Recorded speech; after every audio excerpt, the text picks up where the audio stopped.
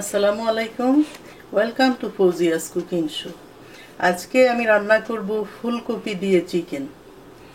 এখানে আমি 1 কেজির মতো নিয়েছি চিকেন, আর ফুলকপিটাকে কেটে ধুয়ে হালকা একটু লবণ আর হলুদ দিয়ে এটাকে মাখিয়ে রেখেছি।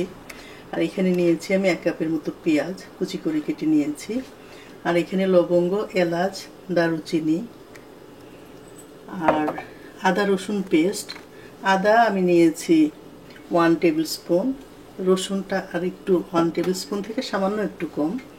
আর হাফ টেবিল স্পুন করে আমি নিয়েছি মরিচ, হলুদ, ধনিয়া, জিরার গুঁড়াটা অবশ্য আমি এখানে হাফ টেবিল স্পুন এখন নিয়েছি। আর সামান্য পরিমাণ আমি দিয়ে দিব যখন তরকারিটা হয়ে আসবে, হওয়ার কিছুক্ষণ আগে। আর লবণটা অবশ্যই পরিমাণ মতো। আর এখানে আমি হাফ টিস্পুন নিয়েছি গরম মশলার গুঁড়া। এখন আমি পাতিলের মধ্যে 4 টেবিল স্পুনের মতো অয়েলটা দিয়ে রেখেছি। এখন এর মধ্যে আমি পেঁয়াজটা দিয়ে দিব। পেঁয়াজটাকে অবশ্য আমি গোল্ডেন ব্রাউন হওয়া পর্যন্ত অপেক্ষা করব না, যখন হালকা একটু নরম হয়ে আসবে তখন আমি বাকি মশলাটা দিয়ে দিব। পেঁয়াজটা নরম হয়ে এসেছে। এখন এর মধ্যে আমি রেখেছিলাম তেজপাতা, লং, এলাচ, গোলমরিচ সবগুলা দিয়ে দিব। দিয়ে সামান্য একটু নেড়ে চেড়ে আমি বাকি মশলাটাও দিয়ে দিব। আদা রসুন পেস্ট,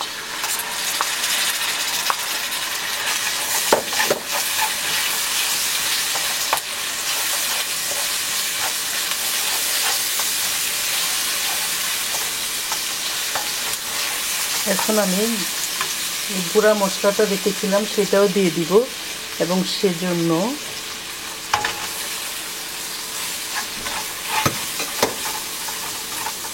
সামান্য একটু পানি দিয়ে এটাকে ভুনে নিব যাতে মশলাটা পুড়ে না যায়।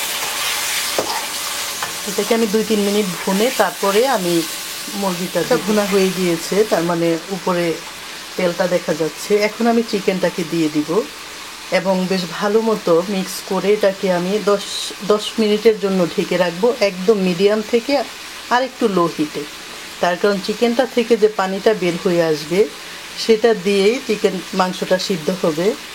এবং পরে আমি দিয়ে দিব ফুলকপিটা।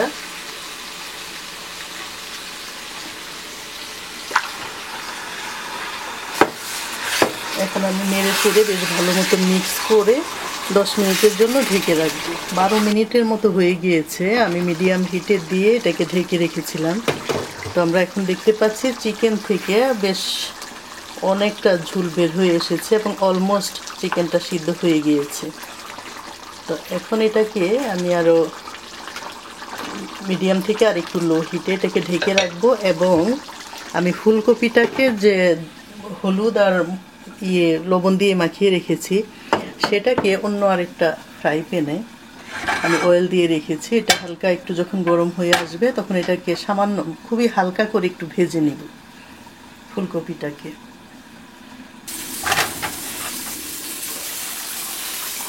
ফুলকপিটাকে আমি হালকা একটু ভেজে নিয়েছি নেড়ে চেড়ে।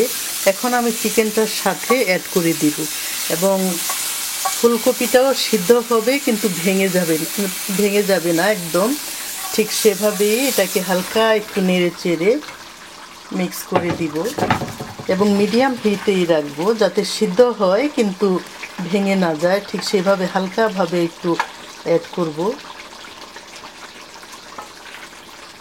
একটু নেড়ে চেড়ে দিব যাতে মশলাটাও লাগে। এবং এটা অবশ্য ঝোল হবে না, একটু ভুনা ভুনা থাকবে তরকারিটা।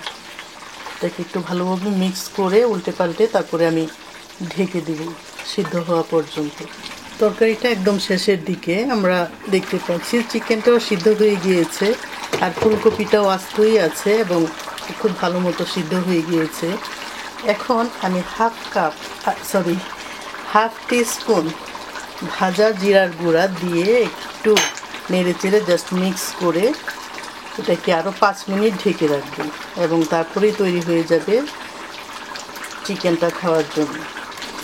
এখন চিকেনটা একদমই শেষের দিকে, একদম খাবারের জন্য তৈরি। আপনারাও ট্রাই করতে পারেন ফুলকপি দিয়ে চিকেন ভুনা। আশা করি ভালোই লাগবে। সবাই ভালো থাকবেন।